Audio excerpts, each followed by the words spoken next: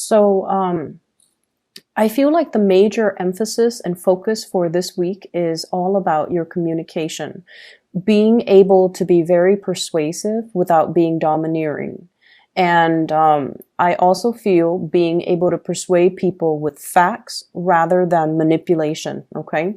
A lot of the times, when we want somebody to kind of do things that we think they should do, and we kind of justify it by saying, oh, it's for their better good, it's for their greater good, or it's for their best interest. And we might be in a position where we kind of spin the truth or omit truths, or spin a situation so that it skews other people's perception in a specific direction, and that is manipulation. So I feel like this energy is coming in with both of these spreads, so you want to be a little bit careful about your intentions, and you want to be a little bit mindful about not infringing on people's free will. And even if they make decisions that you don't agree with, it's really important to provide the whole truth so that other people can, make informed, enlightened decisions. Okay. When it comes to your romantic sector, I feel like you're dealing with a partner who you consider to be kind of like the pillar of stability. Okay. You have a really, really stable romantic partner in your life that you're either coupled up with, or somebody that you are thinking about heavily, or you're really in love with. The person shows up as the Ten of Pentacles. So this is their energy. And what it denotes to me with this Ten of Pentacles is someone who's very, very career oriented. They're very family oriented as well. They keep in touch with their extended family members, grandparents, parents, nieces and nephews, aunts and uncles. So it's somebody that comes from a large family, and they take family roles and relationships very, very, very seriously. And in a way, I feel like they are very mindful of other people's faults, but they don't hold grudges against other people. And they have this enlightened belief that we're all humans, we're all prone to making mistakes, so I'm not going to hold it against the other person. So I feel like from this person, their energy is very open, they're very loyal and very dependable, and I feel like that sense of loyalty extends to family members.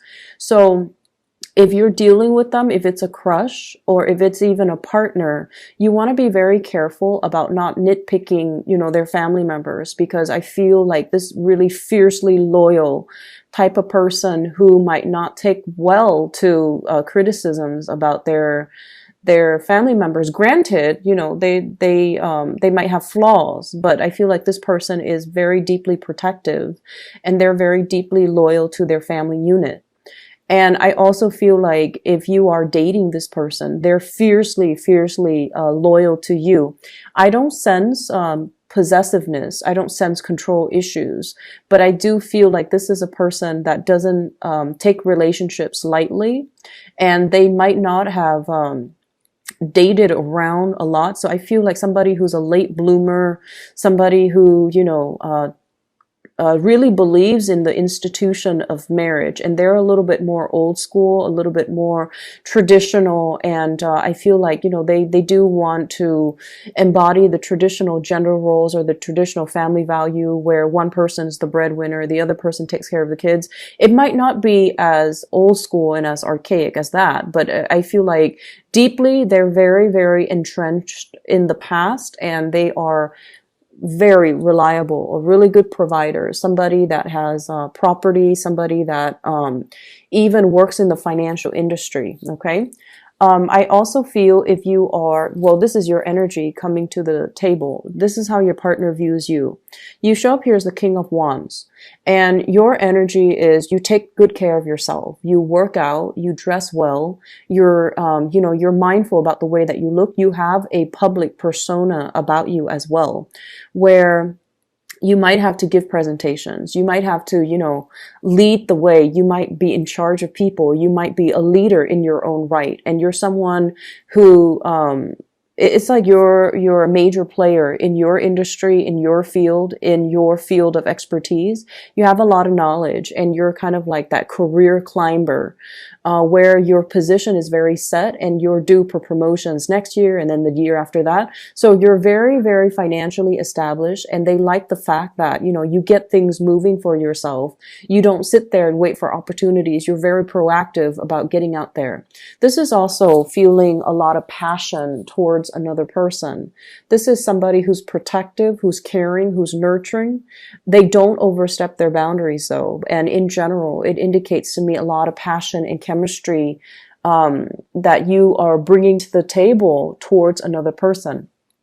If you are dealing with an earth sign, a Taurus, a Virgo, or a Capricorn, I feel like there might be communication issues coming into the picture, and your partner might be very slow to act.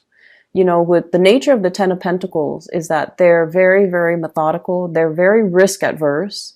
They don't like to take unnecessary risks. They don't like to deviate from their routine and their norms. And they don't really, they're not impulsive, not very spontaneous. And I feel like you're trying to get a lot of things moving, and this person is kind of dragging their feet.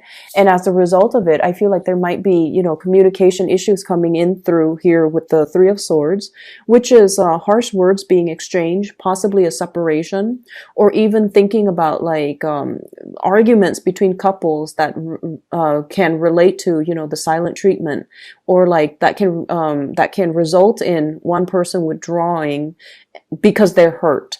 So be very, very mindful about how we communicate, because the King of Wands, it's someone who's very proactive, but they can be a little bit forceful, okay? If you're dealing in particular with earth signs, I feel like, you know, want to tone down on the teasing and the communication, and make sure you communicate from a space where you're understanding of their slowness to act, that you're also, you know, a little bit more understanding of their willingness or their unwillingness for change, okay, to make like rapid sweeping change in their lives. They see you as someone who's able to implement, you know, it's like you don't talk about things, you just do them.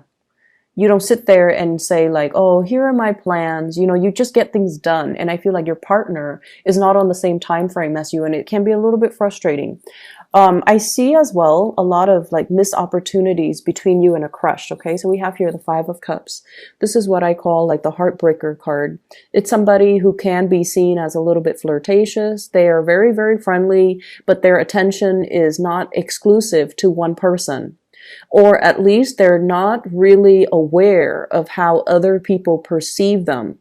So I feel there's an element here about, you know, harsh words being exchanged, feeling that sense of regret, and feeling that sense of like, I shouldn't have said that, or, you know, he or she should not have said that to me. So it can create a little bit of an estrangement between two people. And we also have the devil energy coming through here, which indicates, I feel like, for some of you who are not in well, you could be in a committed relationship, you're dealing with another person that might have entanglements elsewhere. Okay, so they might have a family, they might have, you might find out this week, like somebody you're interested in is already in another relationship. If they've been flirting with you hardcore, then, you know, I feel like you're going to put a stop to that.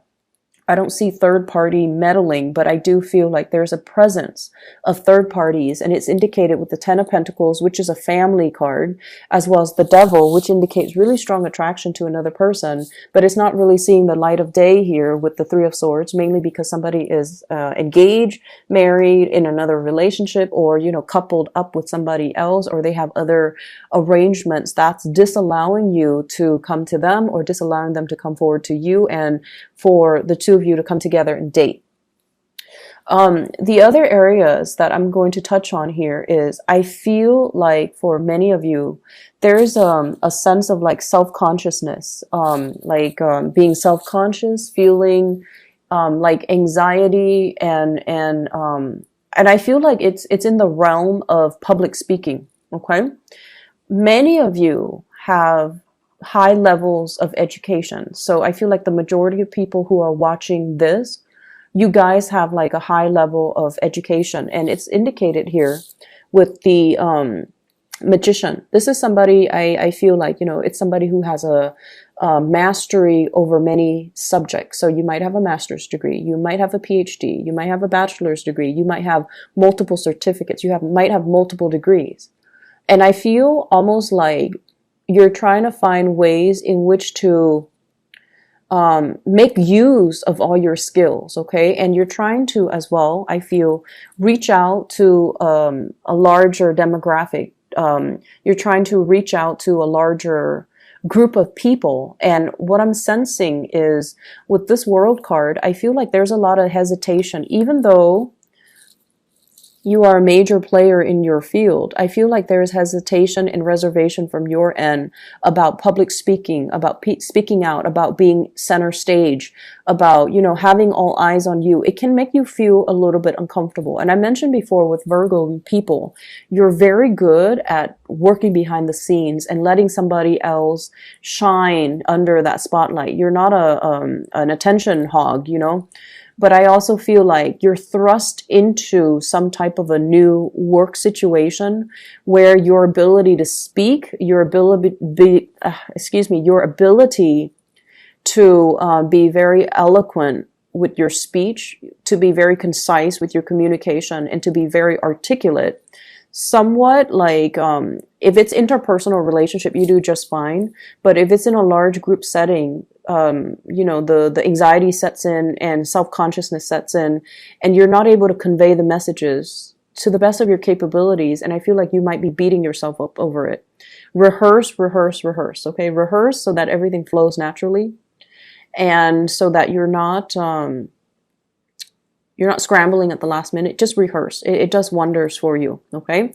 So I see that element coming through where there's like social anxiety, or even like public speaking, fear of public speaking and things like that.